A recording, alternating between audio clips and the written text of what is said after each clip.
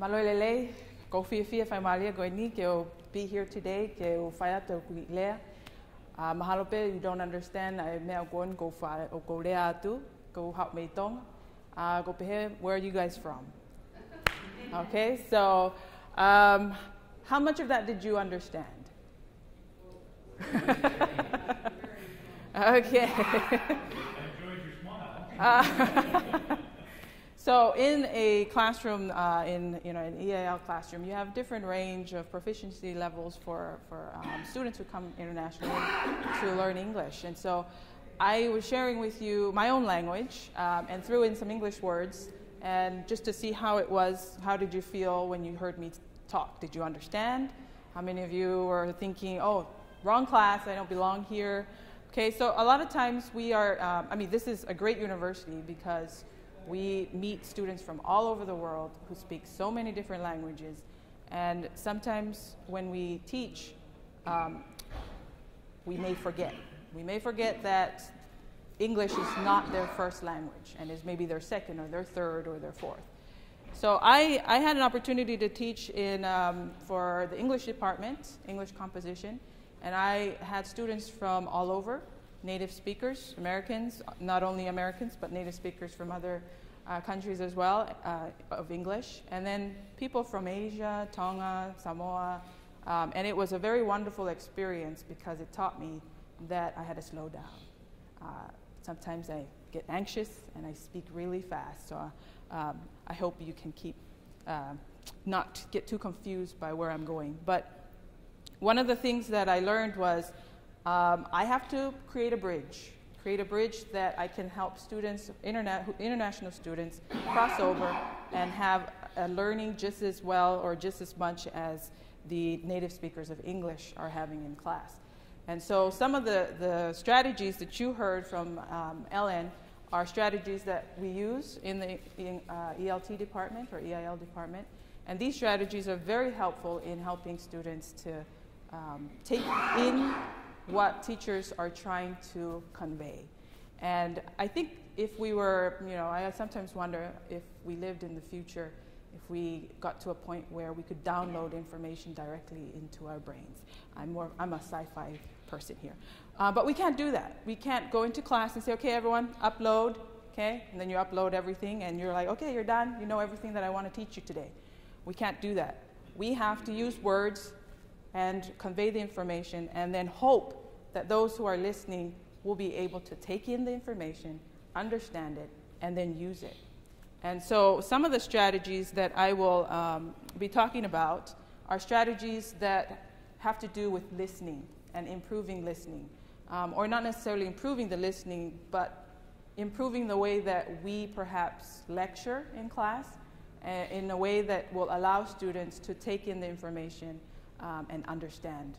And so if you have the handout there with you, some of the principles behind this come from Krashen and his monitor theory, but I've just put in some of the things here. For example, when learners learn, we absorb information. Sometimes it's unintentional. We just are sitting there and information comes in and we say, oh, that's interesting, and it stays, and sometimes it leaves.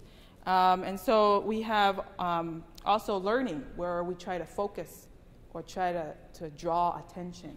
And so Ellen gave you some examples of drawing attention to key concepts, vocabulary, and so forth. And so you can do that in a classroom. And so some of the things that I have done is in the lectures, before I lecture, I give warm-up activities.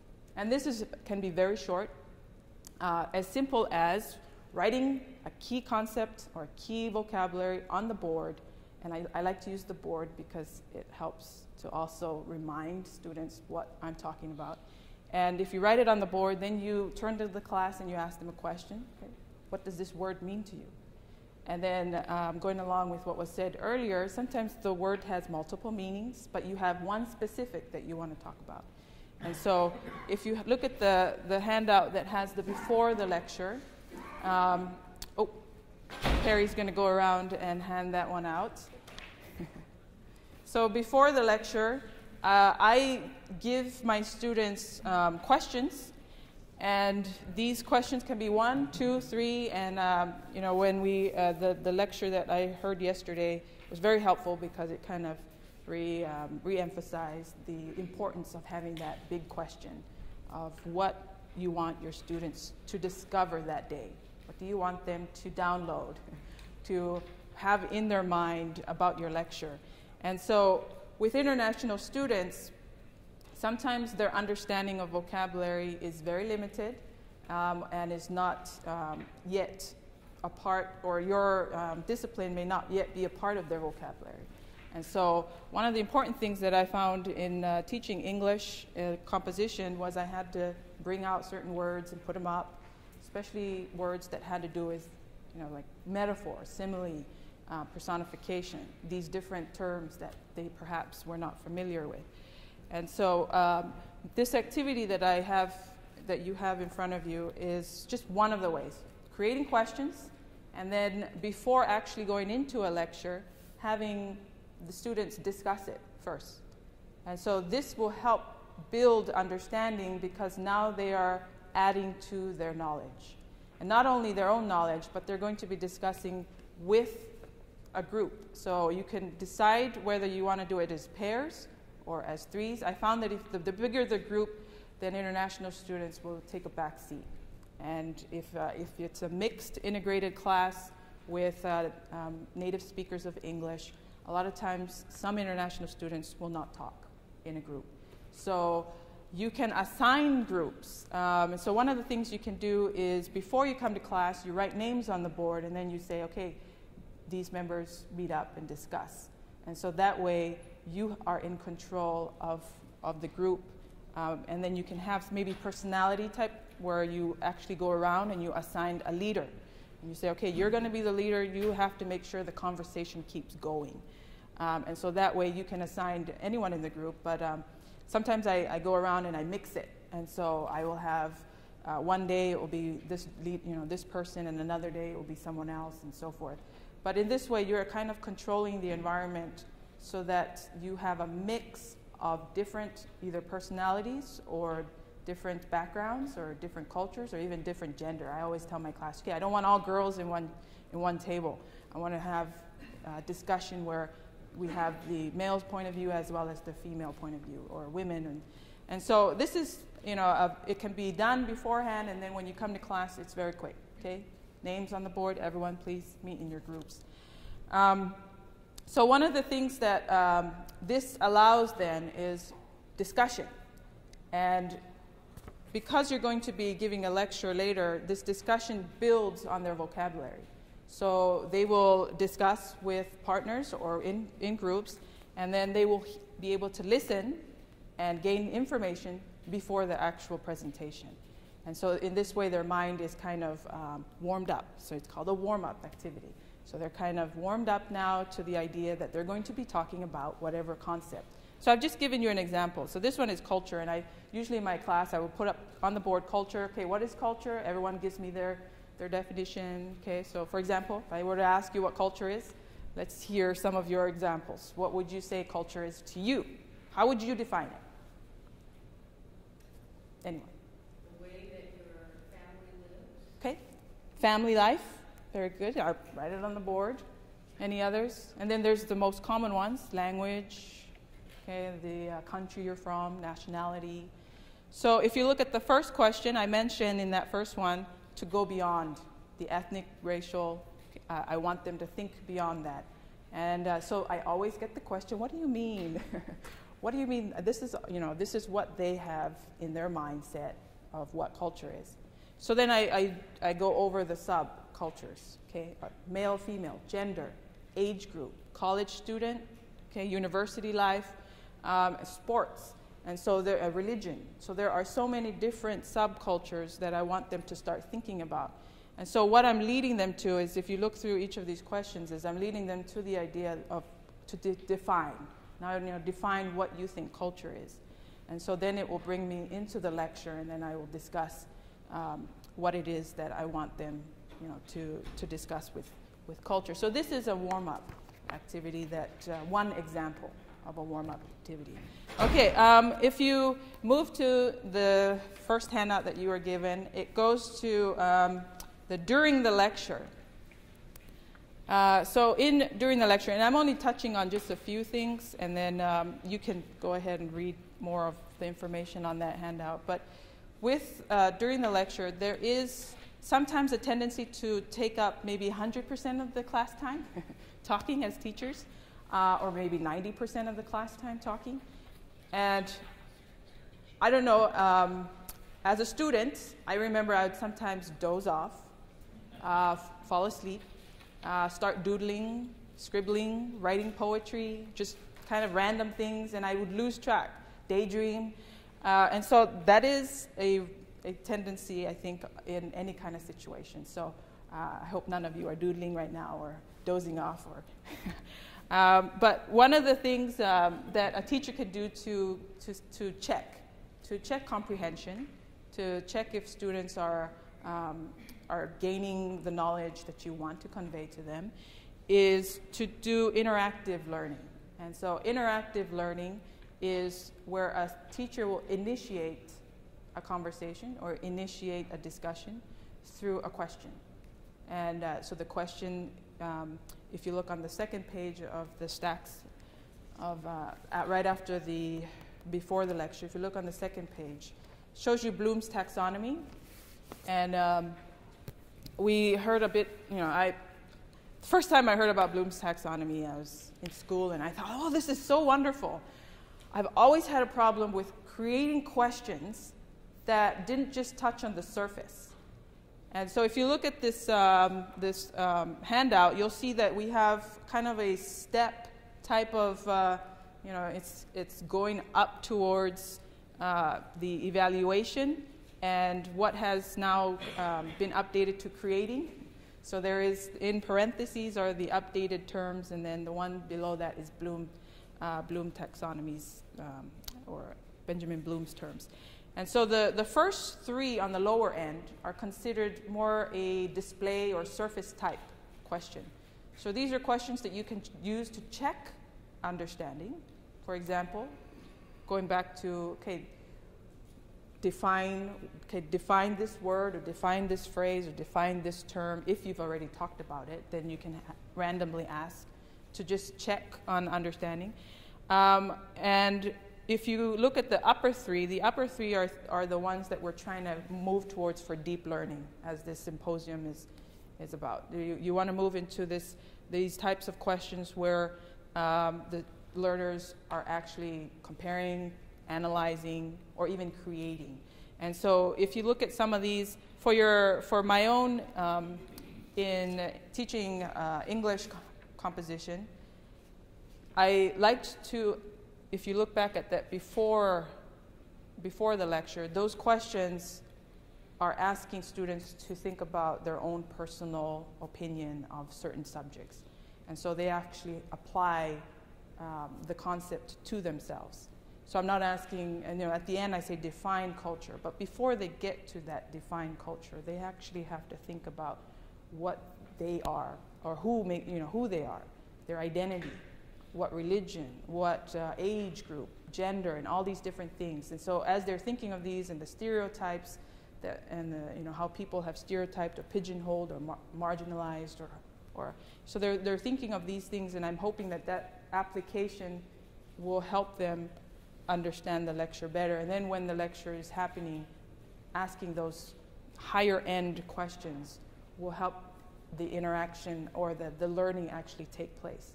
Because when, again, we're going to have this later on today, but we're going to focus later on another group on the noticing, helping students notice different parts of the lecture. So what I want you to do, so that I'm not taking up 90% of this conversation right now, is I want you to think in your own disciplines, what are some questions on the higher end of Bloom's taxonomy? What are some questions that within the lecture, not before, not after, but actually during the lecture, what are some questions that you can ask your students that will help to bring about more understanding, more comprehension of what it is you're trying to say. So in your tables, I know maybe have multiple disciplines or maybe all the same, I don't know. So this will be kind of interesting. So just really quick, maybe about 3 minutes, okay? And then we'll see what kind of questions you came up with. And this is for you to just look at.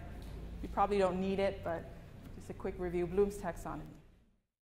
Okay, I think that's probably enough time since most of you are familiar with Bloom's taxonomy. What are some bad questions? Yes and no questions? Where that's it, no more, okay? You ask a question, someone says yes, and that signals the end of that conversation. So you do not want to signal the end of a conversation. For the second part, during the lecture, you want there to be a conversation. So there's an initiation of a question, and then a response, and then sometimes you can initiate another question to create another response. Yes? Yeah, I was thinking if we start out with questions where there's no right or wrong, that opinion, like you were talking, gets it going. Yes. And then moving into... And sometimes there can be that big question that all of a sudden everyone's just like, oh, no, I don't think so. You know, that controversial type approach. But one of the things I think I am still learning to do is not ask rhetorical questions in class, because sometimes students are confused and they think they're supposed to answer it. And then I give the answer, and then they're just like, oh, you know, they're already ready to raise their hand, and then they feel kind of, yes. Sometimes if you do ask a confusing question, it's helpful to sort of rephrase it. Yes. You got to watch their faces and see. I mean, because sometimes there's good silence where they're thinking about it and processing it. But sometimes if you ask a question and the brows just furrow and people are like, "What?" Then that's a cue to sort of rephrase it, ask it another way, and usually I found that's useful. That's kind of going along with another kind of, I guess, bad question is the long-winded question where you lose track yourself of what you started out with. And then you're like, okay, what did I want them to actually answer? And so, yes, rephrasing. Okay, there's a whole bunch. I think I try to think of a lot of bad type questions. Insulting students' intelligence. So you ask a question and then, it's so obvious no one's going to answer. It happens a lot. I like to throw questions out, and every so often I'm like, ooh, that was a bad question in my head. And so there's the vague type questions where students don't know what exactly you want them to do. And so, so these are questions I think that if we are aware of the type of questions that we're asking, we can get more information out of our students and thus check their comprehension and your own speaking. So maybe I sometimes have students say, can you slow down, please? Because I talk too fast, so when I open up the room for interaction, when I initiate a conversation, then more input is given to my teaching. The last one here is on after the lecture. So after the lecture, we heard yesterday about collaborative learning. Actually, we heard a lot. This word is thrown out lots of times. But this collaborative learning, this idea of cheating, where you actually have students, again, pair up or in groups, discuss what it is you talked about, key concepts. And if you look on the last page of that 3-page handout that you were given, these are social linguistic type questions. So just kind of going along with what Ellen was talking about. Sometimes it's, just simply giving them a list of terms and then asking them to define it. So these are terms that maybe you've already discussed in your lecture, and now you want them to define it. So you say, okay, pair up and define these terms. And it is so difficult. I have been in this situation as a student, and I thought, oh yes, I know these words. And then I tried to explain it to my partner, and I'm just like, what? And I don't consider myself, I'm from Tonga, I speak English, I'm bilingual. And I thought, oh, English is good, I know English. And at that point, I just did not know any English. So this is something that will test students' understanding and get them to, okay, I heard it, but do I understand it? So there's that little quote there. Okay, if you can't explain it simply, you don't understand it well enough. But there's also another way that you can approach the after lecture is usually maybe creating scenarios. And if you look at number 6, this is one example.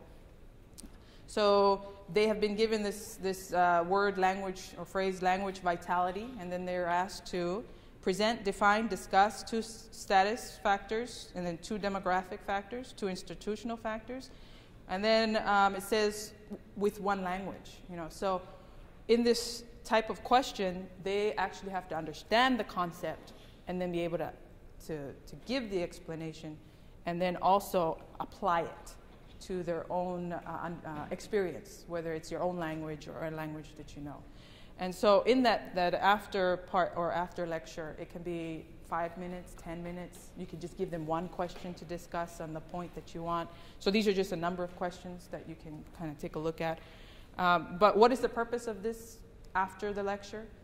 Is now that they've heard it, if you don't discuss or have them discuss it or internalize it, sometimes it sits there on the short-term memory and then just disappears. And then maybe 1 or 2 things may stick, but then, and so this is for, especially international students, where you want them to be using the language. You want them to understand the lecture. And so these are 3 activities that I've used in my own experience on, before the lecture or during the lecture, after the lecture, making sure that I constantly check comprehension of students and provide comprehensible input. And so that's my lecture. Thank you very much.